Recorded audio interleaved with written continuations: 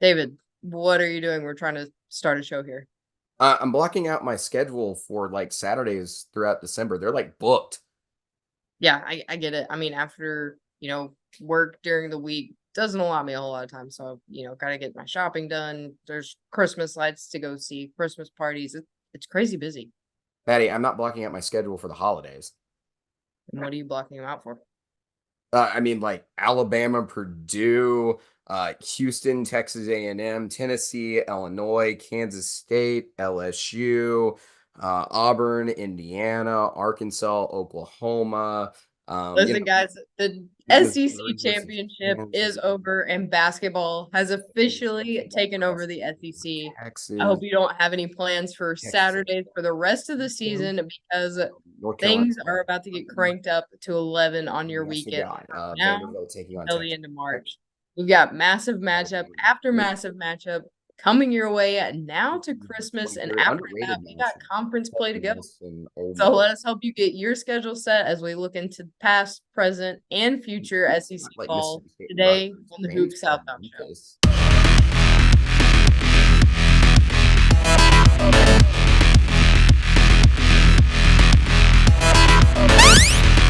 Our guest today is Isaac Bourne of Sports Illustrated, Mid-Major Madness, and a member of the United States Basketball Writers Association. And he's also a big Kentucky fan. Isaac, how are you doing today? I'm doing pretty good. How about you guys? My voice is still recovering from the Duke Arkansas game, but Oh yeah. it'll eventually get back. But doing pretty well today. Man, um, yeah, that Duke Arkansas game was pretty intense. I remember I watched a little bit of it towards the end there, and I thought I just was really excited to see. As a Kentucky fan, I was really excited to see Duke lose. So I meant to say that was the one time that I think Duke and Arkansas fans just are not Duke, but Duke and Kentucky or Arkansas and Kentucky fans, good grief, could agree on something. It was like, oh, Duke lost. Everybody's happy. Like the world was a better place for a little bit. But speaking of your cats and also an area of your expertise, we've been seeing a ton of upsets over the last few weeks in basketball. And we've got another mid-major team that beat a top 25 this week. UNC Wilmington beats your Kentucky Wildcats 80-73. But Kentucky's not alone here. It seems like we've had one of these losses at least once a week this season.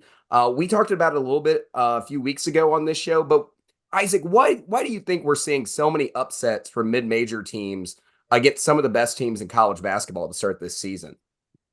well, I think it happens a lot more. I think it happens a lot every season. I think just this season might be a little bit more prevalent, things like that. But this UNCW team going into them though, I mean they are a talented team. You see a lot of mid majors do that, like have really good players that will do players like Trezarian White, for example, where you see this in the NCAA tournament, where if the lower seed beats the higher seed, the lower seed usually has one guy that can go off, and the other no team in the country can guard them. And that's exactly what happened with Trezarian White yesterday.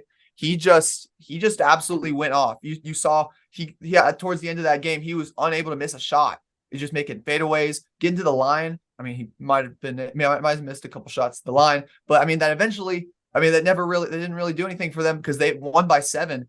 And it just goes to it shows a testament. It's a testament towards like how like the parity in college basketball, because you see Kentucky beat Miami by 20, but then a couple games later, a couple days later they used to UNCW. So I mean, in college basketball, you have such a crazy schedule to where you will have these trap games a lot more in the NBA than you do in a lot more in this than you do in like the NBA, for example. Yeah, no, I'm with you there. I could definitely see this being a trap game where you fell asleep after getting a big win, and then you got hit by one of the best mid majors in the country because they are in College Insider's top 25 mid major basketball teams. I do want to ask this though, because Evan Maya put out at the beginning of the season, he did an analytical study on the transfer portal, and where we saw these mid major conferences breaking things down by 30% roster turnover. And what his study actually showed was that it benefited both players and schools. How much of the transfer portal do you think plays an impact in increasing the parity in college basketball these days? I mean, it's everything. As you've seen, for example, for Kentucky, they have Antonio Reeves coming in from Illinois State. That's just one part of the transfer portal that has been a big deal. They have Trey Mitchell coming in, things like that. So that it does affect those higher level D1s. But then you look at the lower level D1s and you give players that don't succeed at Power 5 schools a chance to be in the spotlight and eventually develop into who they are or who they need to be. And so you have lots of players like that. For example, Julian Newman at Western Kentucky is doing really, really well after kind of not too many great seasons at Purdue. I mean, that's a perfect example right there. I'm with you there. Excuse me. Sorry about that. It's Brandon Newman, not Julian Newman. I was thinking no, it's all right. Player. Trust me, if I had a nickel for every time I've messed up a name on this show, there's 300 teams. It's hard to keep up with all of them all the time. So I get it. Maddie, kind of your thoughts. I know we talked about this a little bit last week. I know we also talked about the continuity between rosters often on mid-major teams also being a little bit more stationary at times, and especially in these better teams.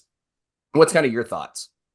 Yeah, I was going to bring up the transfer portal as well, just because we've talked about it so much lately with the transfer portal, the mix of freshmen for Kentucky. It's just one of those things you see consistency a little differently when you throw in all of those freshmen, and they have a lot who, Reed Shepherd's been on fire lately, but he's still a baby in terms of college basketball. Like, you're not going to hand the baby keys to the car and say, okay, drive us to the finish line. Just one of those things. I think you look again, the mix of freshmen, you look at the transfer portal, and then, I was watching the Appalachian State Auburn game right before we jumped on here, and they had mentioned one of Appalachian State's losses was from UNCW, and they talked about what a fantastic team they were, and then brought up the Kentucky UNCW game. So it's one of those things. You're gonna have great teams all over, and a lot of people aren't gonna expect these blue bloods to take a loss somewhere, even though they don't realize that they're coming up against such good teams. Well, Appalachian State. Sorry about that. Oh, go ahead. Sorry. Well, Appalachian State. That's one thing. That's one reason why I thought Kentucky would easily beat UNCW. Appalachian State beat UNCW by 30 a couple weeks ago, and then UNCW followed that up with a close win over Murray State. So I thought that UNCW was going to get trounced by Kentucky, especially in a new game with the new floor at Rupp Arena. But that just goes to show just how much parity there is this season and how frustrating it is to rank college basketball teams right now, because you just don't know.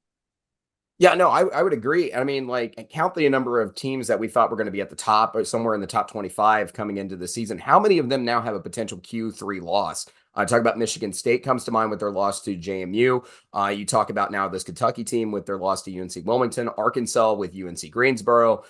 You're also talking, not LSU would not be outside the top 25, but they popped in my head. They lost to Nichols. The list goes on and on. How many of these, Isaac, do you think out of the mid-major groups that we were kind of talking about, and there's going to be more matchups like this coming up because Arkansas plays Furman this week, who's also a very good basketball team.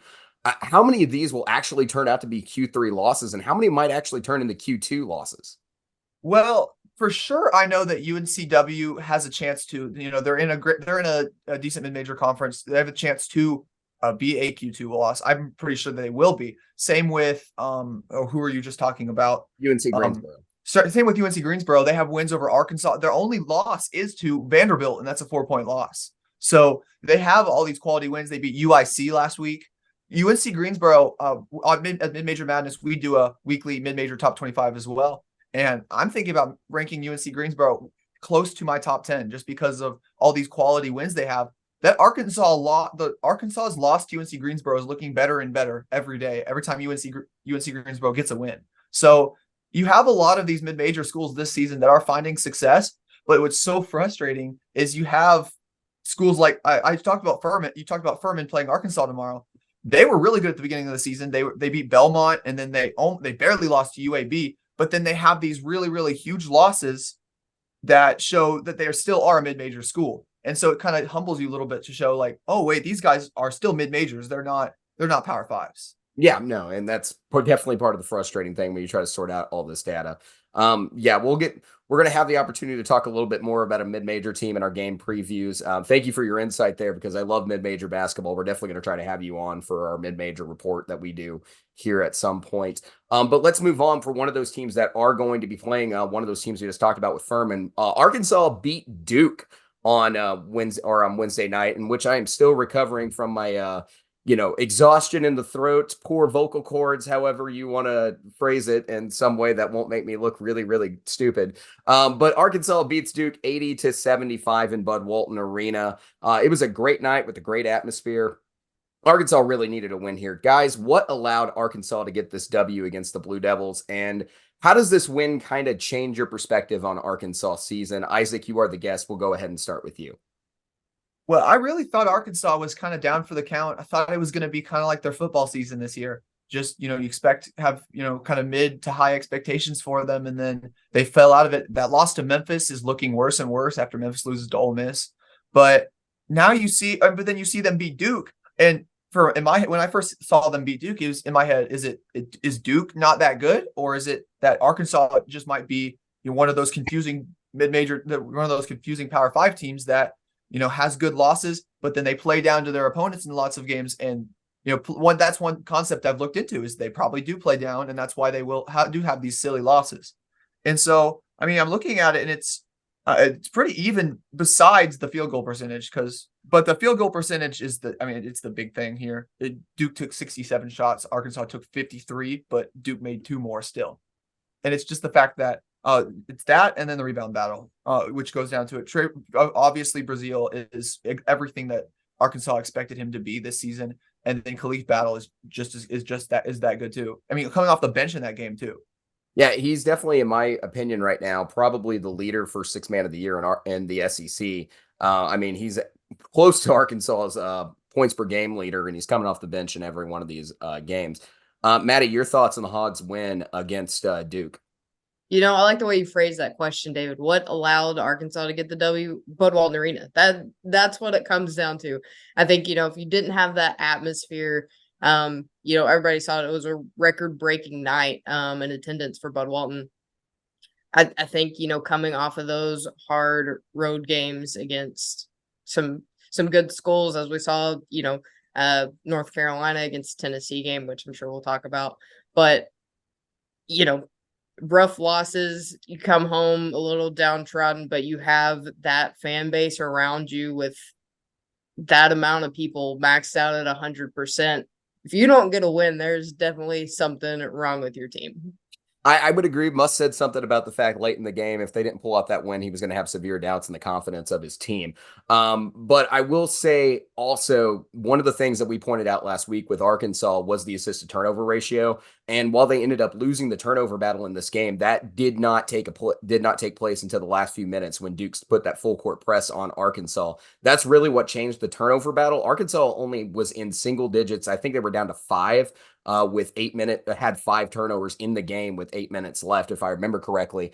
But Arkansas did a really good job not turning the ball over. And then L. Ellis led the team and the entire game in assists with 6 assists in that game. He had a great night from the point position. And I truly felt like this was the Arkansas ball that has led them to success in the beginning of the year, because what we saw in Atlantis was a lot of ISO ball and things not necessarily working out the same way. So I'm really wondering if the offensive adjustments and the emphasis on sharing the basketball, because you have too many talented pieces on this team not to be sharing the basketball, because you have too many scoring threats. You have too many guys who could score in different ways on different nights. So the emphasis on sharing the basketball to me was a big, big deal in this game. Guys, any final thoughts on the Arkansas Duke game? I mean, I think it just comes down to, Bud Walton Arena, like you said, is just it's a great environment for them to play in. And the assist battle was big because Arkansas had 17 assists compared to Duke's 10, which was a big catalyst for that game. Absolutely. And like I mentioned, in Arkansas's losses in that stretch, they were under 10 assists per game for those losses against Memphis, North Carolina, and the other games they've been struggling in.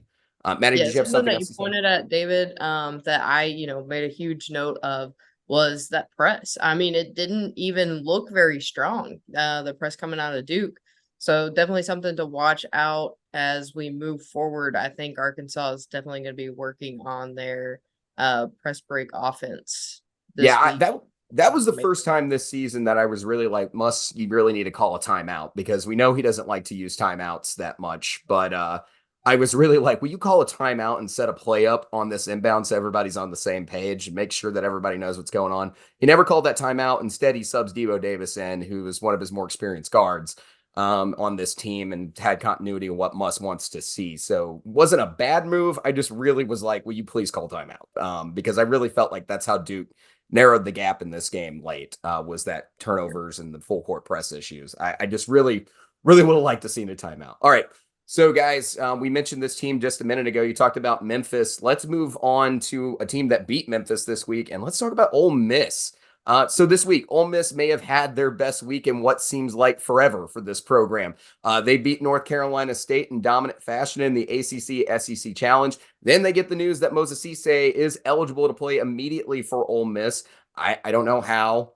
Go ask the NCAA. I don't have answers to those questions on how these waivers are actually working here. But nonetheless, he's going to be playing basketball. And then they beat Memphis in the final minutes in what was, a lead change in every 20 seconds, it felt like, in that basketball game. Ole Miss really struggled against some easy competition early in this year, but now you got to ask, is Ole Miss for real? Guys, it's a free-for-all. Tell me about Ole Miss and your thoughts on them. Ole Miss I mean, you're right. They have had some like incredibly close games with some, not great teams, but then they can win when it matters. I thought Memphis was the best mid-major team in the country at one point in this season, when after that Mizzou win they had, and then going into Atlantis and getting wins over Michigan and Arkansas. I really thought that Memphis was going to be one of the better teams, and I thought Memphis was going to go into Ole Miss and absolutely trounce them. I thought the same thing. Yeah, and then you see something that we didn't expect. So I think it just comes down to Ole Miss, coming to play. I mean, we talked about it with Bud Walton Arena, with Arkansas and Duke. Home court advantage is real. I mean, obviously not for Kentucky, but not this week. That's what happened here. Yeah, I mean, this was the best win. These are the best two wins they've had so far this season. North Carolina State 69th in KenPom, and then Memphis has dropped now to 42 in KenPom. Maddie, kind of your thoughts on what you thought about Ole Miss. I know you were watching the game and live tweeting it this weekend. Yeah, so my assistant for the day, my niece Caroline, was sitting there watching it beside me while we were at my other niece's gymnastics meet, and every now and then she'd look over and she said, I think the blue team's gonna win. And then she'd look again, I think the red team's gonna win. For those at home, Ole Miss was wearing red. Memphis I wouldn't think Memphis obviously would be wearing red. Just wanted to clarify. She's only 6. Not exactly the best sports analyst we've got out there. But, that's to say, like I put in our notes, it felt like there was a lead change like every 20 seconds in the end of that game. And 2 weeks ago, you would have told me that. I would have said absolutely no way. And then we heard that Moses Cisse is coming back for them. And then Brandon Murray as well back in to play for Ole Miss. So I think those two, added a lot to this team, and those were the pieces that were able to get them this win over Memphis. I still think Memphis is a fantastic basketball team, and something that I wasn't expecting, a loss I wasn't expecting for Memphis there. But Ole Miss came out with those new pieces to the puzzle, and it felt like it made everything click. Yep, definitely a fun game to talk. All right. We've talked about a lot of the competition in the ACC-SEC Challenge. Of course, the Challenge ends in its inaugural season in a 7-7 draw. We saw upsets. We saw statements from teams like Kentucky when they beat Miami. How did you feel about the Challenge and how it went down in its first year and how it compared to the Big 12 SEC Challenge? Isaac, we'll start with you. I mean, I think it was a long time coming. You see the Big 12 and SEC Challenge. I've always kind of considered the ACC as the biggest. If you talk about conference rivalries, ACC has had a big rivalry with the SEC in college basketball for a long time. Once SEC started to pick it up with the basketball competition, I mean, obviously you have Duke and Kentucky. I mean, Kentucky versus everybody, to be honest. Kentucky, North Carolina, Kentucky, Duke, all those rivalries. Kentucky, Louisville now, is because since Louisville, after Louisville moved to the ACC, you have all of these big rivalries. And so it's been a long time coming. And with these big wins like Arkansas at Duke, North Carolina over Tennessee. I mean, Kentucky over Miami. I mean, it looks like something that's gonna be here be here to stay.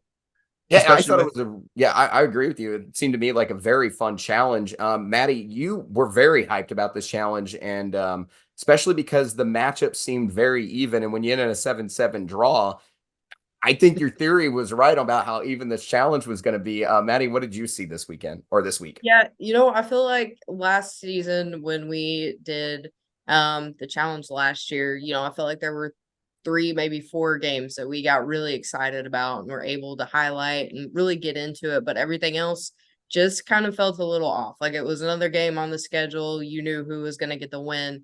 But in this one, even the games that we thought were going to be more even were insane. Like the losses that happened weren't the losses that I called for, or a lot of times the ones that you called for. And obviously on that side of the coin, you have the side of the wins on the other. So I feel like it just gave us a lot more excitement than the challenge that we had last year. All right. So besides the games we've been talking about, Kentucky, Miami, Duke, Arkansas, North Carolina State, Ole Miss, what other games stood out to you guys in this challenge as one that you really circled of great interest? Georgia, Florida State. Right? That's what I was thinking about. I was really impressed with both teams. Actually, I really thought that those are two of the lower teams in both conferences, and they still might be. But I mean, it was a fun game to watch, and I love good basketball. So Georgia 2-point win. Georgia, if y'all didn't know, Georgia had a 2-point win over Florida State, with a game winner by Justin Hill at the end for Georgia. So I mean, just another reason why even the lower matchups in some of these challenges can just be really exciting. Yeah, I thought for sure, like Georgia, Florida State is a perfect example. The lower portion, or what people perceive as the lower portion of the SEC, played really well. South Carolina, Georgia, Ole Miss, like those teams played really, really well in this challenge and picked up wins. The only really exception was Vanderbilt. So like overall, it was the bottom of the conference really outperformed the top of the conference in a lot of ways. I felt like. Maddie, what was one of the games that stood out to you? Yeah, I mean, there were so many, like I said, there were a lot of losses that I didn't expect. And then one of the bigger ones that I was kind of shocked about was Mississippi State. One of my big surprises was Mississippi State. I really thought that they were going to get a decent sized win over Georgia Tech. It's a team, you haven't heard a lot of buzz about. We did mention them a little bit last week with Hubbard leading the way at 17 points. He was one of our guys that we mentioned that they're 100% going to have to cover. I guess they didn't listen to our podcast. I don't know.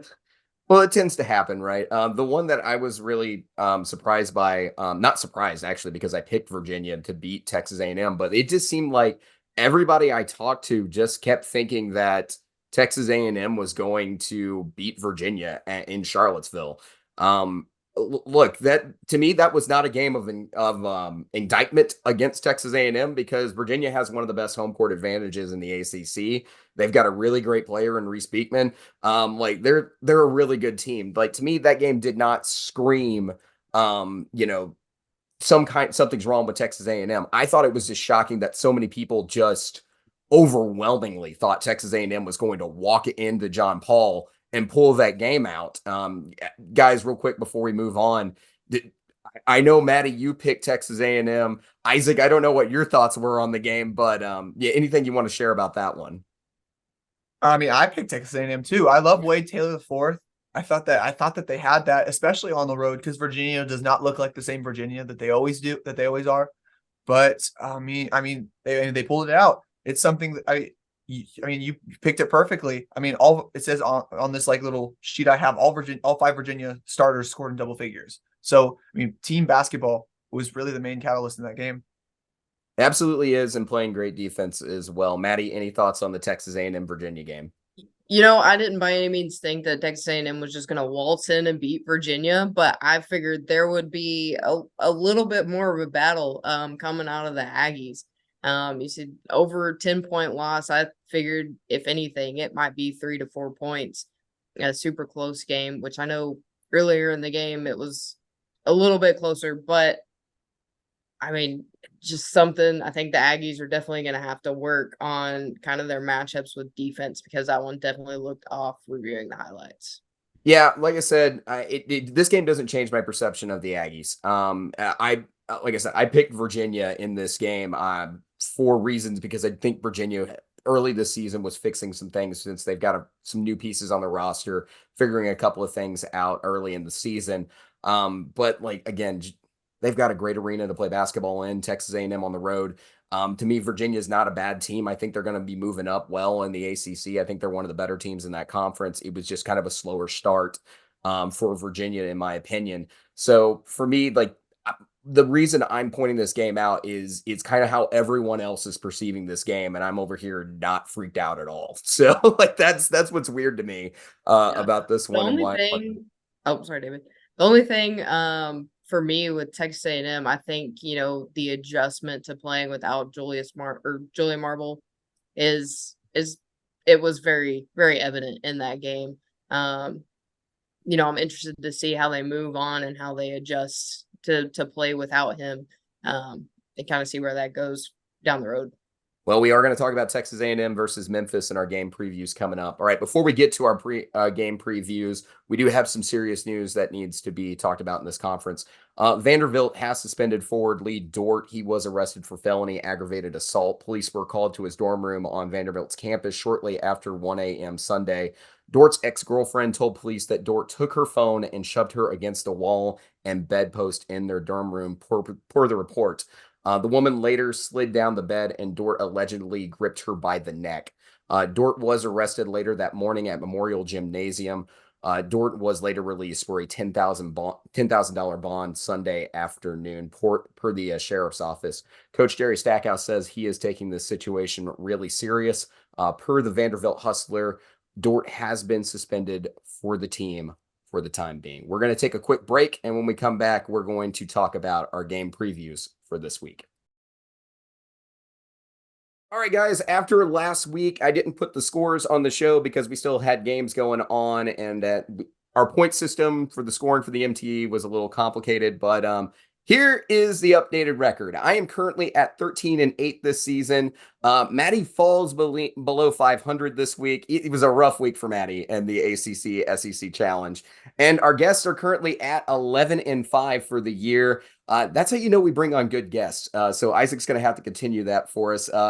Guests are almost at 70% this season, kicking some tail. Last week, our picker was Caleb from Woo Pig Weekly. Let's see if Isaac can keep the guests hot this week. Let's go to the games. Oh, Canada. We've got a matchup in Toronto with Alabama and Purdue squaring off in the Hall of Fame showcase. Alabama coming in at 14 on KenPom. Purdue comes in at number 2. KenPom has this game 88-83 at 67%. Isaac, I want to start with you. When you look at this game, where do you feel like the catalyst point in this game is between the Tide and the Boilermakers? I think the Crimson Tide have to get their shot going from deep, because you look at Nate Oates and his offense. He hates mid-range shots. He only loves shots on the inside or shots on the outside. It's how efficiency in basketball has been working recently, and so that's the game that they have circled on their calendar this week. And so if Alabama is to win this game, they've got to make their shots from deep, and they've got. I mean, obviously you've got to lock down Zach Edey, but at this point, without a Charles Bediako type player for them, I mean, at this point, you just have to contain him. Yeah, I would definitely agree with that. Maddie, we saw Arkansas kind of defend Zach Edey in that exhibition game with athleticism. We also saw Purdue go down to Northwestern this weekend. Maddie, what are your thoughts for the catalyst point between the Tide and the Boilermakers? I think that catalyst point was that loss to Northwestern this week for Purdue. I think they're going to come in hot and they aren't going to accept anything less than 100%. So if Alabama wants to win this game, like Isaac said, you're going to have to contain Zach Edey. And that's one of the big things that we talked about before the season got started is Alabama's front court struggles.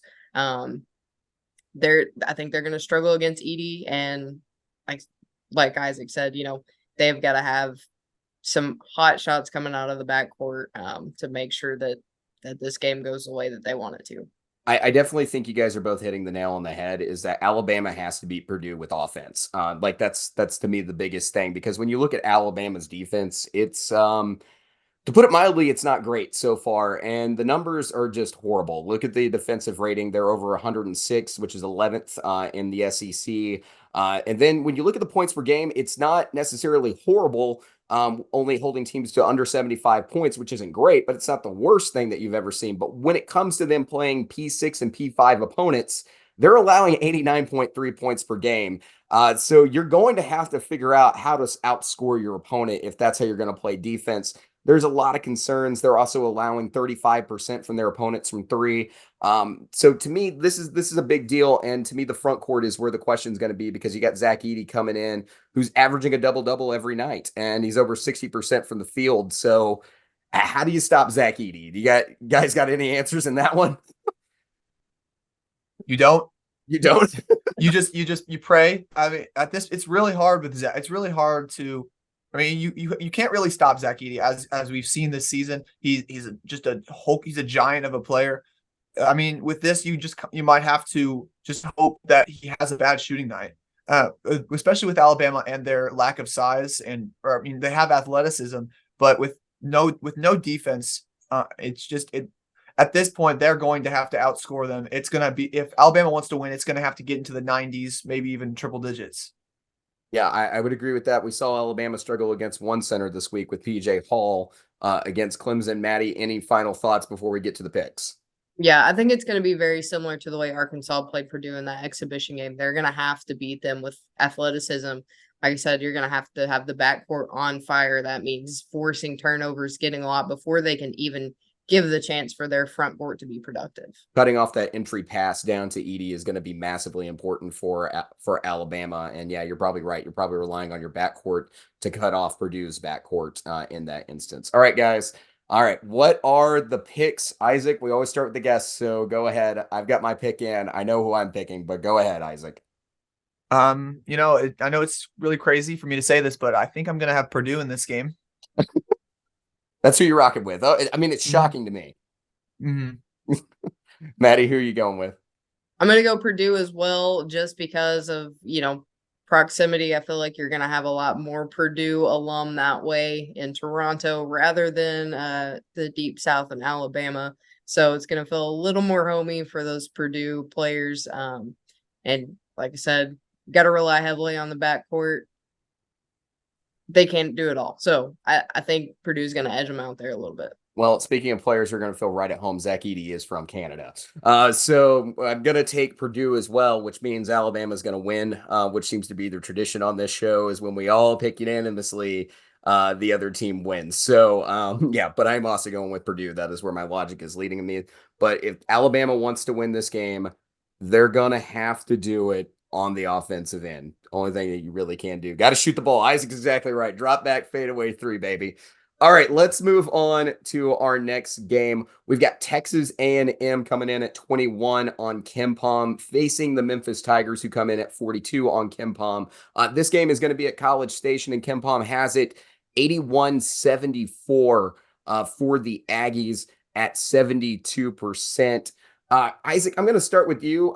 Tell us a little bit more about this Memphis team. I know we've talked about them a lot, but just from someone who covers mid-major basketball, what's your perspective on Memphis at this point?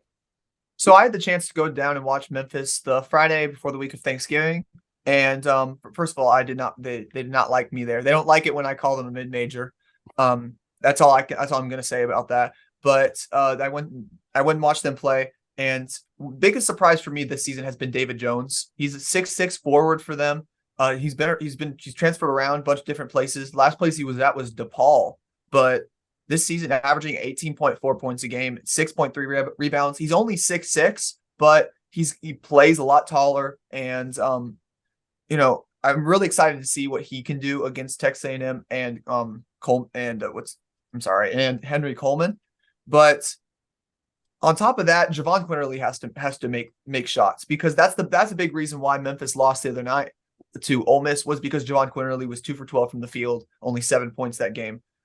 As a transfer from Alabama, Quinterly can shoot the deep ball very well, but when he doesn't shoot well, when he doesn't play well, you've seen I mean, they don't win.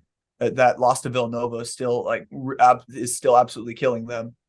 But they have a bunch of good scorers, but Quinterly is the catalyst for all of it. He's great. He's just a great playmaker, and when he's making shots, it creates shots for everyone else.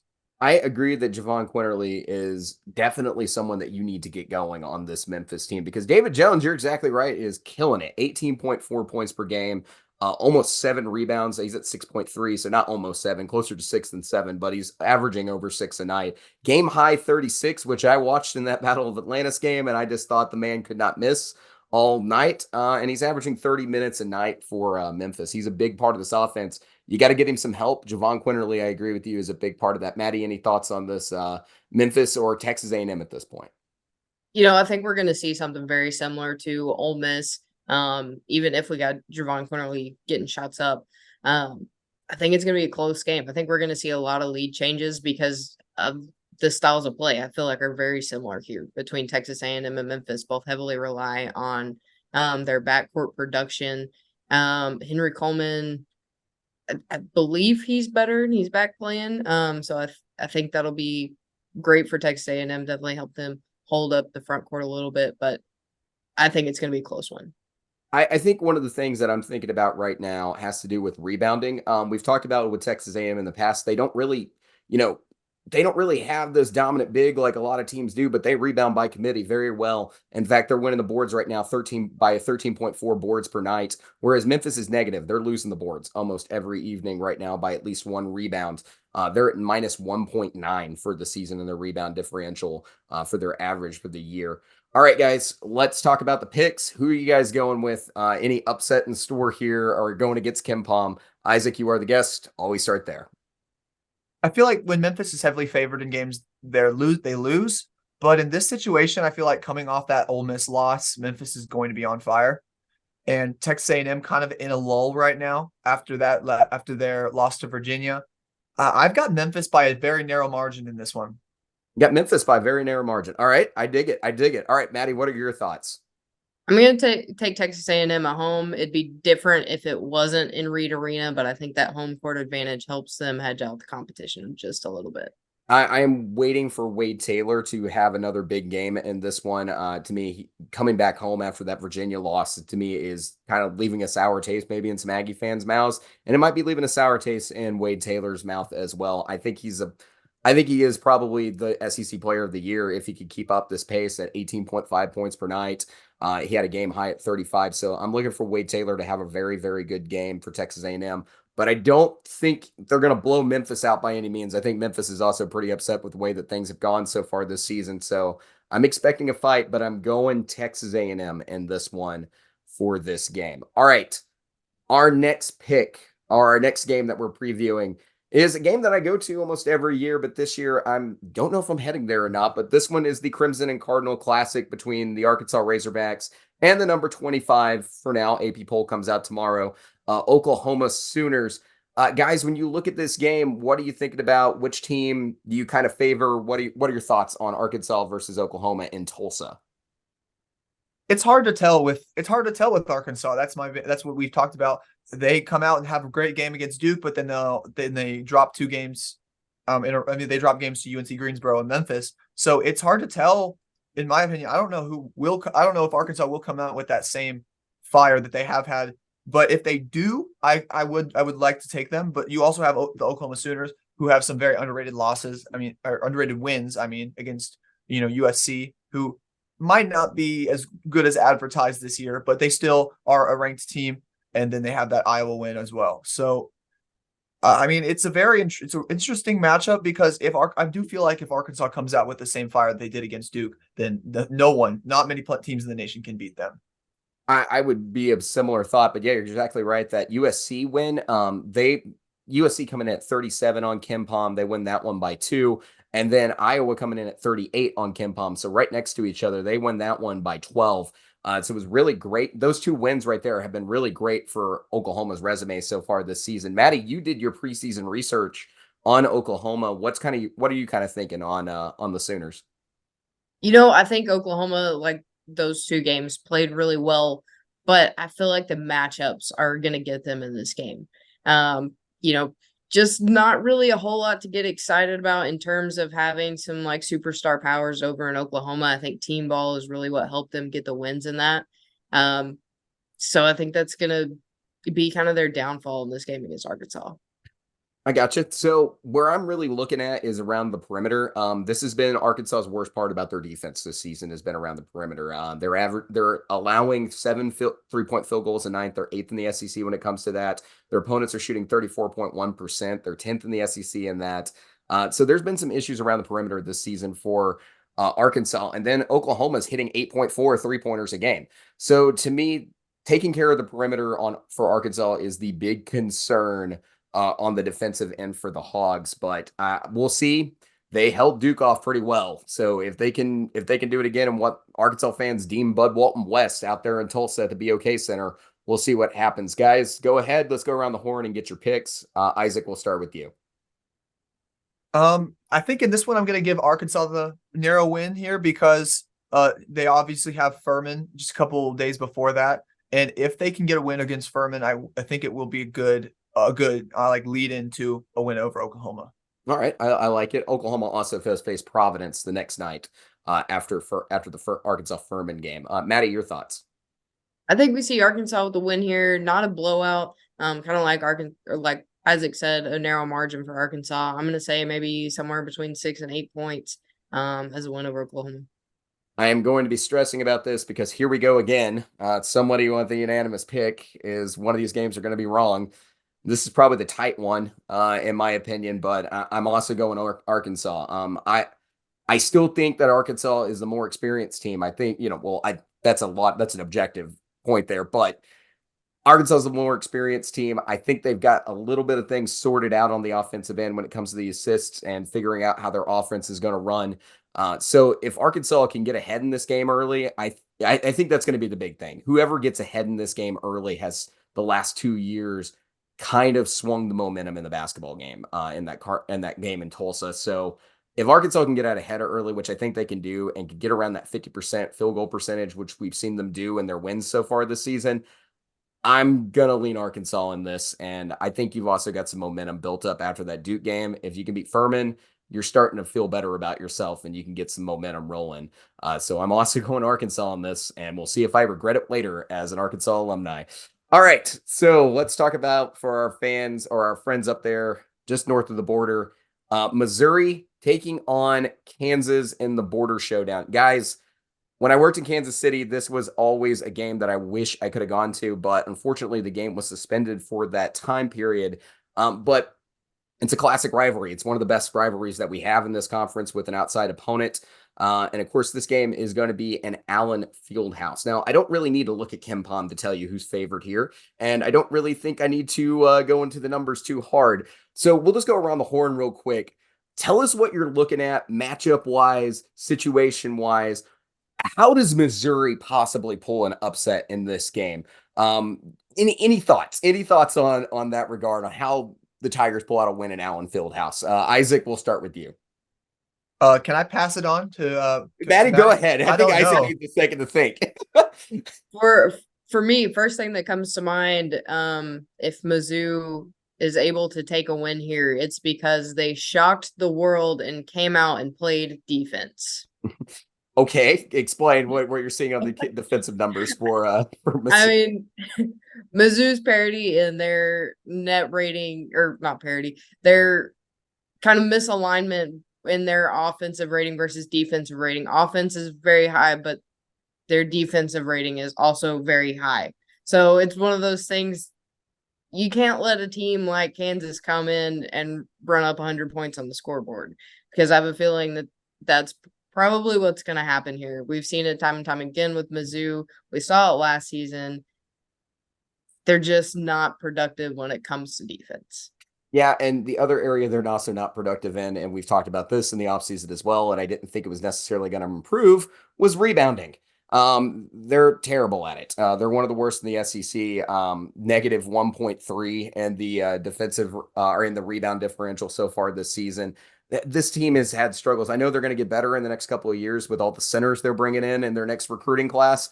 But right now they're bad at rebounding the basketball, and Hunter Dickinson might grab quite a few boards in this game for Kansas. And then Kansas has a ton of players that you're also looking at. So to me, if Missouri's going to pull this off, it's going to be from the three, because Kansas is apparently, looking at the stats, they're not the greatest 3-point defense in the country. So if Mizzou can hit some shots and bump up that 9.5 average that they have in 3-point field goals made, maybe there's a path forward. We saw UConn hang around with Kansas this weekend because they were shooting a little bit better from three early in that game when Kansas was trying to jump all over them.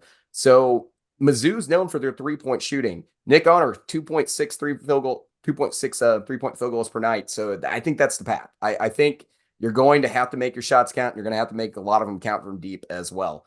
All right, let's go around the horn real quick because I think I know where the picks are. Isaac, we'll start with you on this one.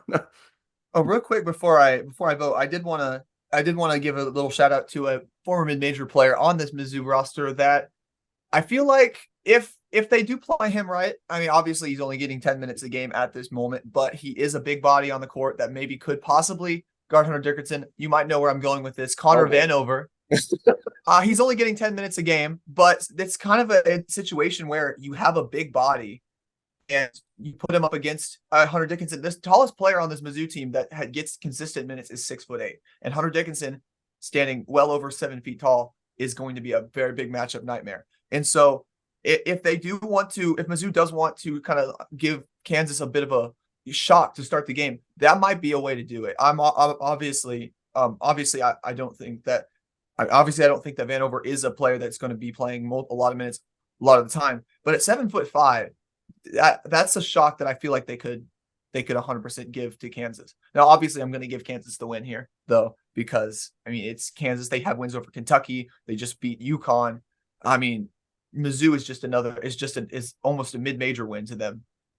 Yeah, I would understand that opinion. I beg my difference, but I'm not with you on the Vanover stuff. Like, I get it. Yeah. I know the size has to make a difference. You brought him in, but a player that I would think about, like, I understand where you're coming from with the size idea from Connor Vanover, but I would be looking at Jordan Butler. I think he's the more talented one. He's just young and inexperienced, so he might be able to cause a little chaos. He also has the ability to come out and do a little bit of stretch and shoot a little bit as well. So maybe that's supplementing Vanover and Butler back and forth, trying to take down Hunter Dickinson any way you can might be another option. And also gives you a little bit of three ball as well from your 5 spot if you do that.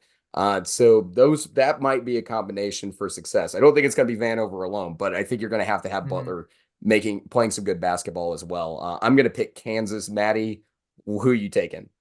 I'm going Kansas as well, unless Isaac knows something that we don't. They fed Connor Vanover like a Thanksgiving feast for the entire week and the week after. But yeah, I think Kansas is getting a win here. All right. I just had to give Vanover a shout out because he is an Arkansas native of Little Rock. So, oh yeah, no, definitely. His brother coaches up at Conway at the UCA Bears. One of the grad assistants up there. Definitely. He's a love player as far as from his standpoint as an Arkansas native. His family makes contributions here in Arkansas. Love the kid to death. I just sometimes look at the numbers and get really, really nervous having to rely on Connor Vanover as my big man. All right, let's go to Tennessee, Illinois. This game really kind of interesting for a lot of different reasons. Now, one of the things that I'm looking at is Dalton Connect. We don't know the exact status yet for his injury in that North Carolina game. He's the leading scorer on this team, and Tennessee's going to be asking somebody else if he's out for some help on the offensive end. It's a little nerve-wracking. And then on the other side, Illinois also plays some really good defense as well. Now, in this game, Tennessee currently coming in 10th on KenPom. They're on a 3-game losing stretch, and then Illinois at 18 coming in. This game, KenPom has Tennessee favored 74-68 at home. Guys, let's do this one really quick. What are your thoughts, and who are you taking in this game?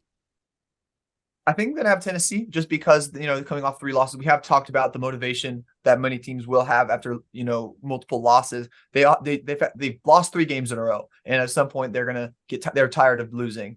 And so going up against another defensive minded team, Tennessee and Coach Rick Barnes are going to have to, focus on defense more this week because, they know that they're going to have to focus on offense as well because they are facing a very good defense. But Tennessee, just if you look at the numbers, I mean, Illinois is kind of one of those teams that you haven't seen a lot of this season. They've only really played Marquette, and then they have that big win over Rutgers. But besides that, Tennessee has shown that they can stay in games with the best of them. And then even that win over Syracuse is another big one. Yeah, I would totally agree with that.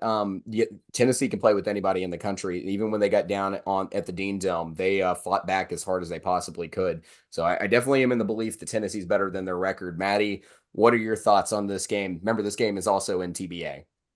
Yeah, I think we do see Tennessee have a bounce back game here. But the thing that worries me is looking over the stats. We have, very similar statistics around the points that they score per game, points allowed per game is decently close, about a 10-point margin.